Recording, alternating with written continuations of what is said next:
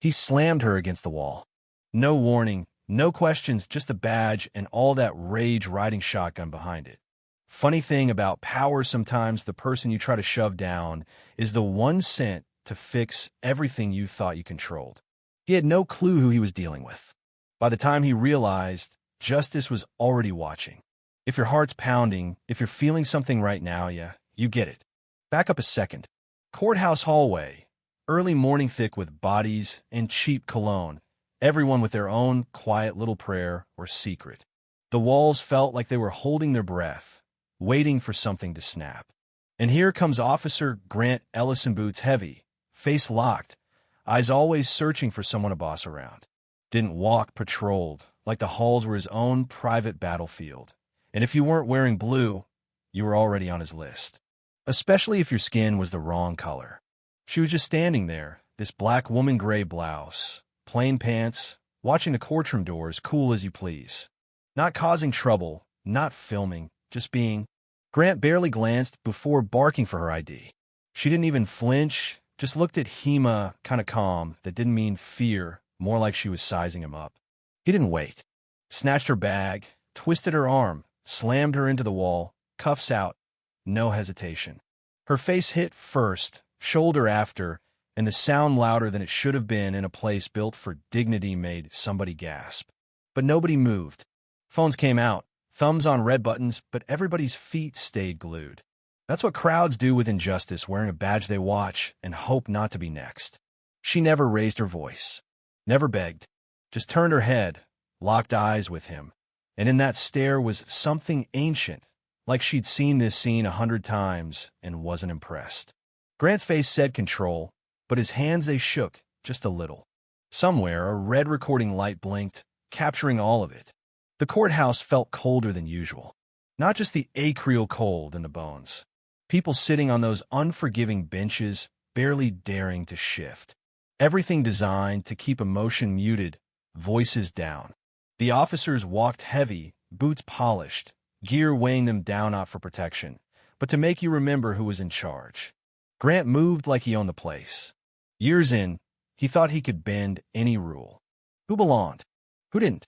All up to him. He didn't bother with reports, just went back to his post, arms crossed, daring anyone to question him. She picked up her bag, dusted herself off, sat back down, lips tight. The silence in that moment weighed more than his badge ever could. People looked at her, some curious, some ashamed. Nobody said a word. Here, stuff like this just happens. Folks let it. But this time, the air felt different, like something was about to give. She stood up, no drama. No hurry, brushed her sleeve, reached into her bag. Grant tensed. Instead of a complaint, she flipped open her wallet and held it up, plain as day, a gold badge, police blue, chief name Monroe. For a second, it didn't register. Then a young officer's jaw dropped. A clerk dropped a pen. Even the judge inside paused mid-sentence.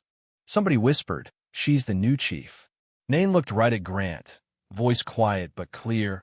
"I was sworn in yesterday. Came to see how justice works in this building." She let that silence land. And for the first time in a long time, Grant looked scared, like the mask he wore just cracked. That was the blown-out yelling, not fighting back, just truth wrapped in composure. Phones kept rolling, everyone holding their breath. Because she didn't need to shout. The truth had its own volume. A little flashback for Yunane in her car across the street, coffee cooling, watching that courthouse. Hadn't parked here since she was 17, holding her mother's hand, getting turned away at the door for not wearing the right clothes. No one spoke up then. Years later, she still carried the sting. She still kept the old academy rejection letter in her glove box. Not enough command presence, they said, after she called out a racist instructor. But her mother wrote her a note. Justice doesn't wear a badge. It walks in your spine. Don't let anyone break it. She kept that closer than any credential. Walking back in today, as chief, didn't feel like a win. It felt like weight. She stepped out, straightened her Blazerno spotlight, just a decision. Today, she wouldn't stay silent. Conference room later, Grant sitting across from her, arms crossed, eyes blazing. Nain drops a file on the table, screenshots, body cam stills, lost complaints, names and dates. You think no one was watching? She said, calm as ice. Someone always is. He scoffed, this is garbage.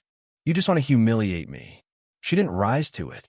You didn't just humiliate me. You humiliated the badge. That uniform isn't a license to hurt. It's a responsibility. You forgot that. He tried to laugh it off. You've been chief for 2 days. Now you're the moral compass? She slid a flash drive across the table. Locker room footage, yeah, it was on. That's you teaching a rookie to handle the loud ones early. That's you laughing when a stuttering witness got cuffed. You don't know what it's like, he tried. She cut him off. I know what it's like to be watched doing everything right. The difference is I never used the badge as a shield. I carried it as a weight. He shrank in his chair. She stood. This isn't revenge. It's reckoning. You build a career on fear. That only works until people stop being afraid. She left him alone, the air vent buzzing, the silence swallowing him. Then came the twist. Nobody saw Kaminga video, just 23 seconds, uploaded by Tessa Duval. 6 years ago, her brother Jalen, 15, standing outside a library, was grabbed and flung by Grant Ellison. His arm broke, his trust shattered. The news called it resisting arrest, showed his mugshot. The family stayed silent. Not anymore. Tessa posted the clip, no caption, just the date. Overnight, 8 million views. Hashtags everywhere. Justice for Jalen. People remembered. The pressure built. Nain saw the video at dawn. Remembered the paperwork, the absence of body cam, the silence. When she walked into the precinct that morning, you could feel the difference, everyone on edge, eyes glued to phones, nobody saying a word. Grant took a sick day, but his name echoed down the hall.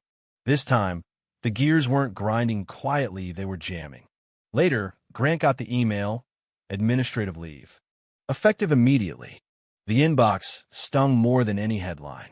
He tried to rally the old guard, sent a heated email, blaming Nain for tearing the department apart. Her reply, no, you tore it apart. I'm just cleaning up.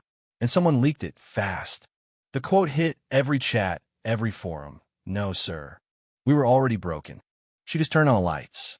The unspoken shift started to spread.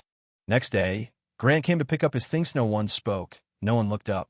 He walked out carrying a box badge, watch, an old notebook. For a guy who'd always been the center of the room, invisibility cut deep. Not hate, just attachment. The kind of silence you can't undo. Meanwhile, Nain stood in the meeting room. No podium, no script, just her and a folder. Rebuilding starts with recognizing who we've lost, not just the ones who left, but the ones we pushed out.